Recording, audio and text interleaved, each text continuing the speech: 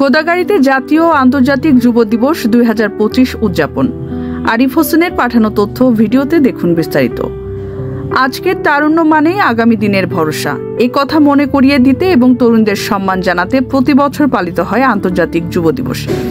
তারা শুধু ভবিষ্যতের জন্য নয়, বর্তমানে প্রযুক্তির শিক্ষা, সামাজিক সচেতনতা ও পরিবেশ রক্ষা সহ নানা ক্ষেত্রে গুরুত্বপূর্ণ অবদান রেখে চলেছে। এবারের প্রতিপাদ্য ছিল প্রযুক্তি নির্ভর যুবশক্তি, বহুপাক্ষিক অংশীদারিত্বে অগ্রগতি। এ উপলক্ষে মঙ্গলবার সকালে গোদাগাড়ী উপজেলা প্রশাসন ও উপজেলা যুব উন্নয়ন অধিদপ্তরের আয়োজনে এক বর্ণাঢ্য যুব র্যালি বের হয়। র্যালিটি উপজেলার সদরের প্রধান সড়ক প্রদক্ষিণ শেষে উপজেলা চত্বরে এসে শেষ হয়। পরে উপজেলা হলরুমে উপজেলা যুব উন্নয়ন কর্মকর্তা সোহেল রানার সভাপতিত্বে আলোচনা সভা অনুষ্ঠিত হয়। এতে প্রধান অতিথি ছিলেন উপজেলা নির্বাহী কর্মকর্তা ফয়সাল আহমেদ।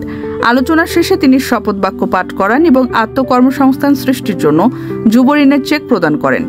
অনুষ্ঠানে যুব সংগঠন ও বিভিন্ন সামাজিক সংগঠনের নেতৃবৃন্দ উপস্থিত ছিলেন।